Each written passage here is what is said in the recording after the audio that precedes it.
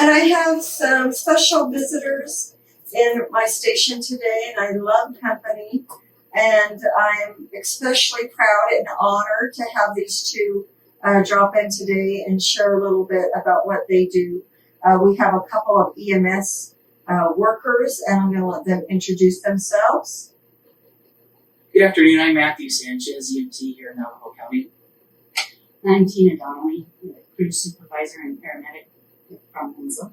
First of you guys, bravo. Thank you for what you do. You are our silent heroes at this time, and we're very grateful for what you guys do for our communities right now. So you guys are based with privately owned ambulance service in Winslow, correct? Yes. Okay, and you both, we already discussed, have been born and raised in Winslow. Yeah. Which I think is great, because then you know your people, you've lived there long enough to be familiar, and I love that part. Me too. I was born and raised here, and I just love knowing where you're from, knowing the people. But right now we are in a whole new world, a pandemic, and so everything has changed, I'm sure, pretty much for you guys, or at least 100% for you guys even. I want to know, how long have you worked there? I've worked in Winslow for 24 years. As an EMT? Mm-hmm. Oh, wow. And your first name again? Tina. Tina. Okay. And you as well? Yeah, I've been a first responder at Winslow for 5 years. I started with the fire department. I'm going on my third year now working EMS. And your first name again? I'm Matthew. 5 years, and you've been there quite a bit, Tina. And so I'm going to ask you specifically, Tina, so now that we are in a pandemic, how has COVID changed operations? Quite a bit, especially in the very beginning when everything was changing so fast with the virus itself and the information and what we did and didn't know. It's changed quite a bit because you really can't consider anything an emergency during a pandemic. And that's the hardest part for EMS people to get in their mind, is that they can't just race in and rescue. You have to stop, put on your PPE, think about where you're going, think about what you're doing. And it is a little bit of a struggle in the beginning. The whole mindset then is Yes. different. And Matthew, you being there 5 years, of course, it has made a change for you as well, because you were there before the pandemic too. And what's been the hardest thing for you, Matthew? Just basically going into the unknown, because, now there's people that have this and that are asymptomatic, meaning they're not showing any signs or symptoms, but they're still regular emergencies.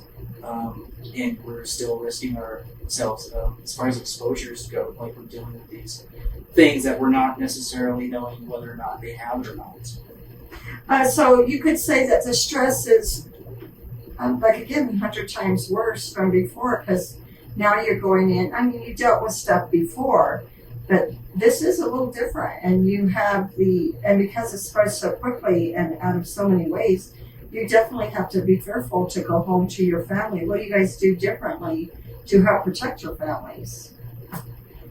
Try to be extremely careful, cautious, definitely using your personal protective equipment and donning it and docking it properly and cleaning up.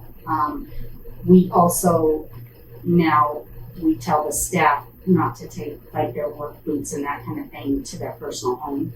Go ahead and wash everything, put it away in the station. Don't take it home for just in case. Right. We are also doing temperature checks daily, 2-3 times a day on all of our staff, keeping an eye, checking on that, making sure nobody's feeling ill at all. Just a lot of extra cautions out there that, are in your mind. You keep trying to repeat that and understand how that works, and a lot of it goes against your natural training. Right. To get in there and get stuff done. Yeah, you just have to really slow down and be super cautious. Trying to prepare, and yet, you can do all that and still maybe miss something simple. I mean, yeah, because we are humans, we're habitual. We do things out of habit all the time, and now we have to retrain those thoughts and those things and that mindset. Yes. Right? Very Yes. difficult, I would think, too.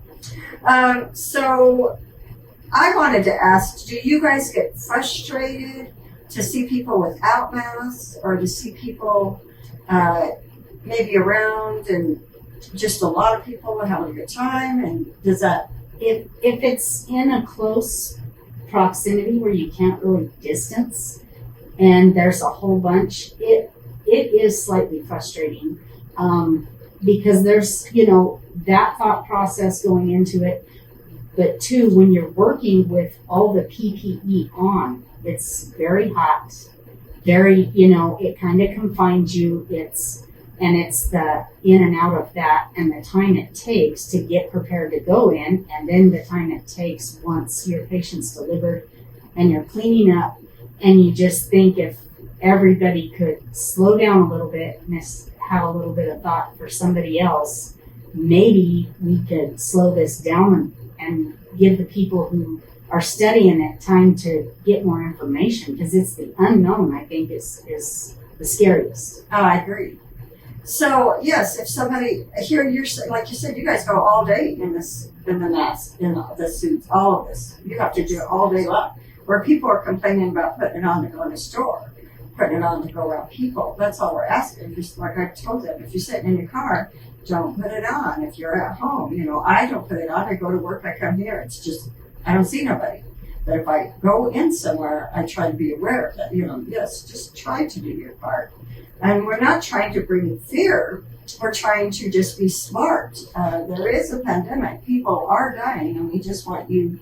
It may not be you, but it could be a family member, right? I mean, Sure. You have no.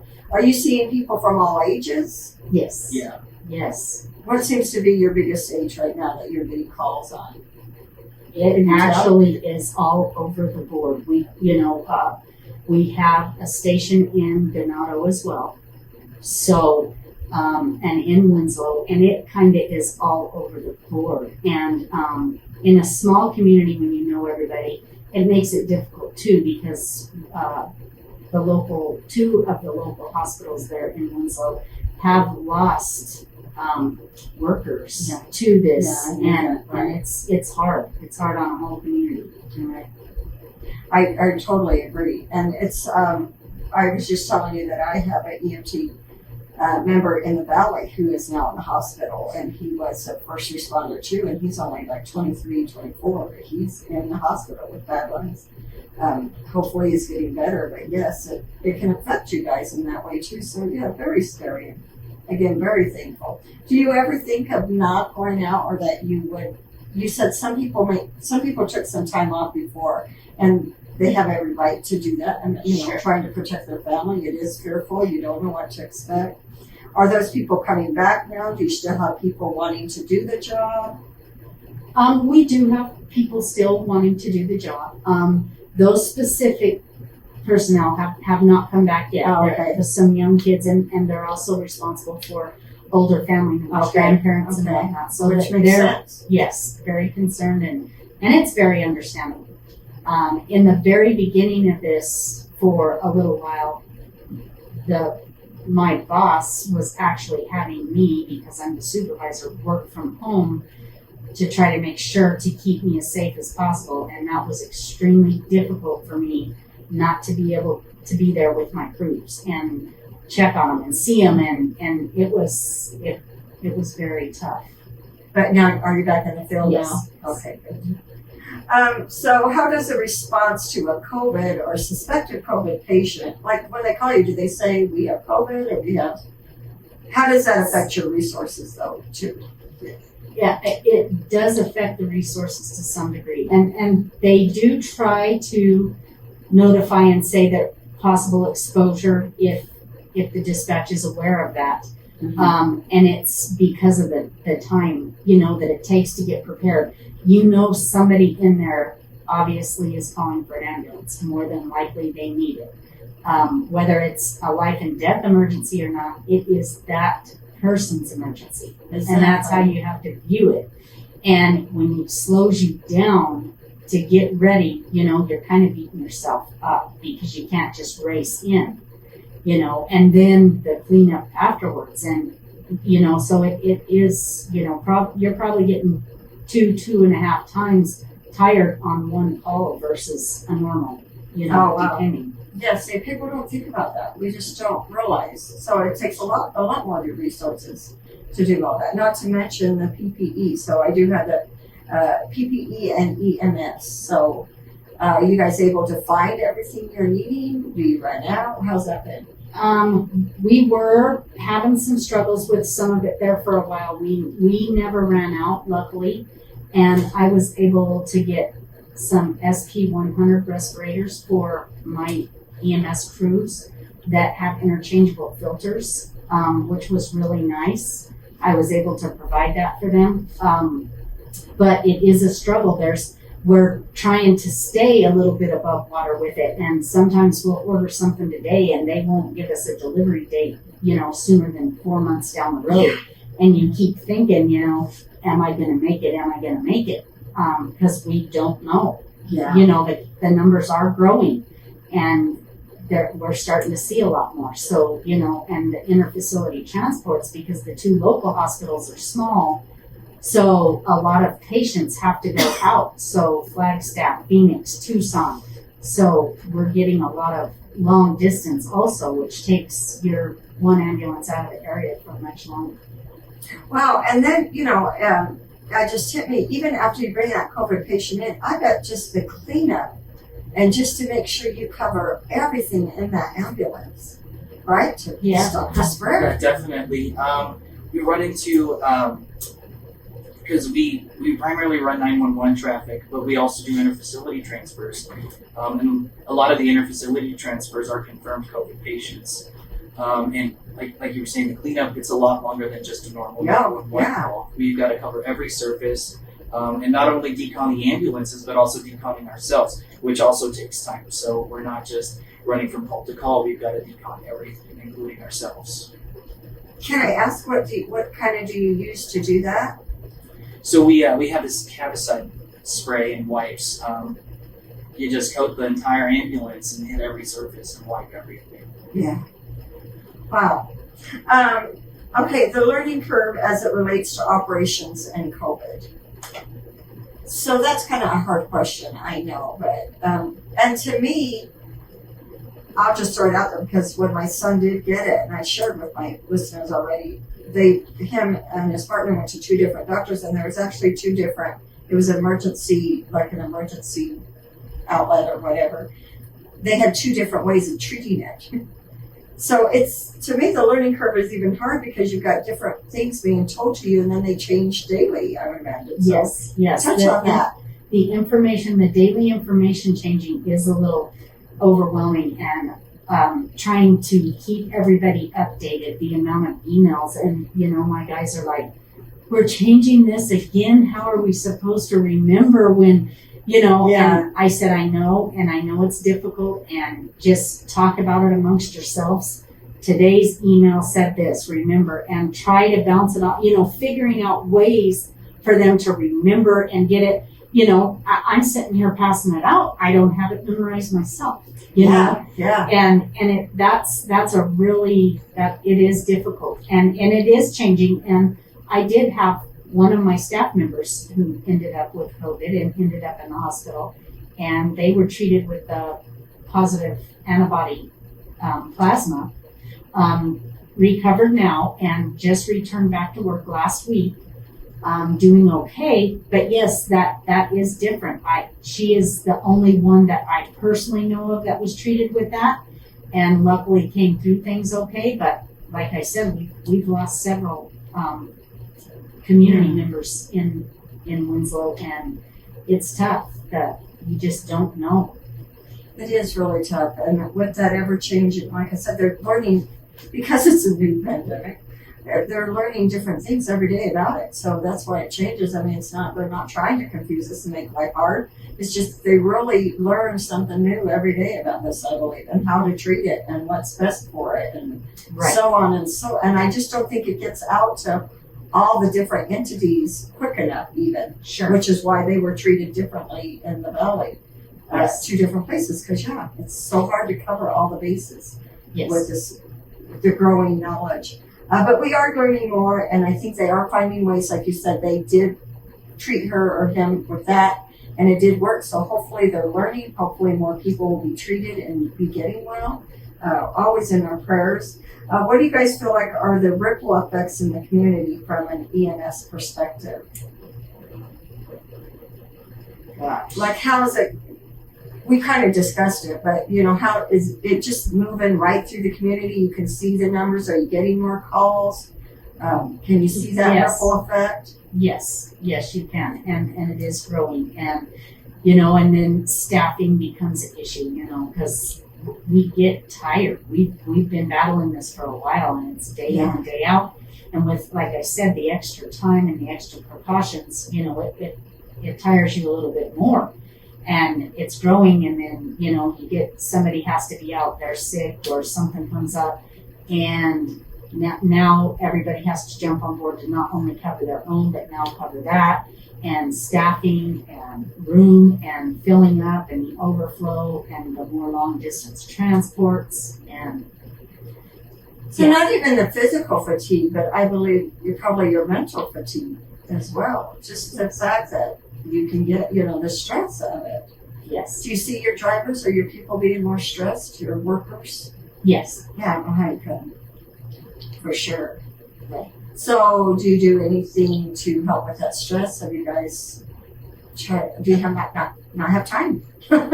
Not a whole lot of time, but we try. There is a couple of links that I have mailed out that, like Zoom meetings you can go to, support group meetings and stuff, and I try to go back and visit with them and talk to them and things like that.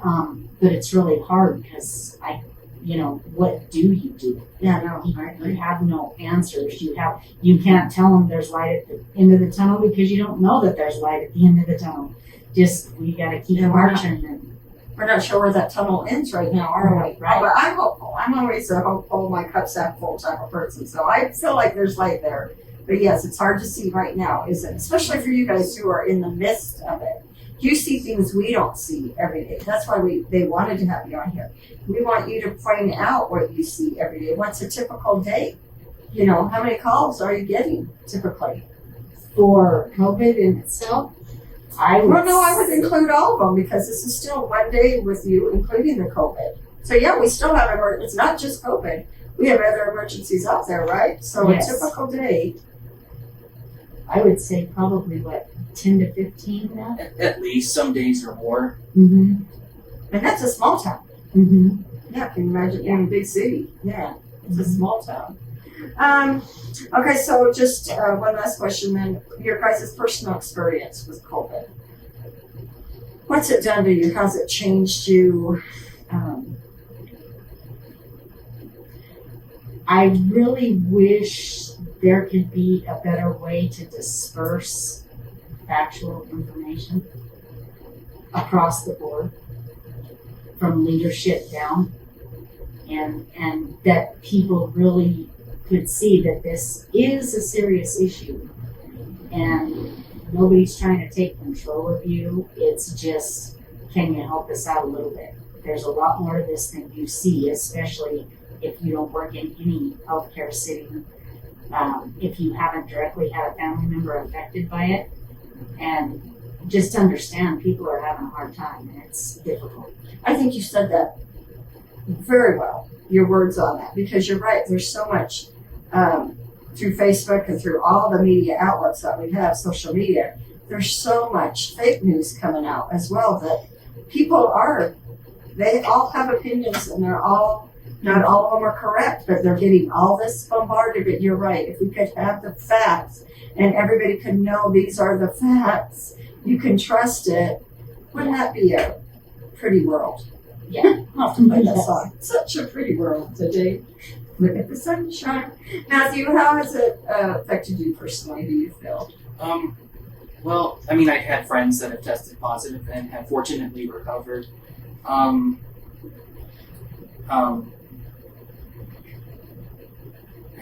don't really know. I just go through it. You just do your job. I'm just doing my job.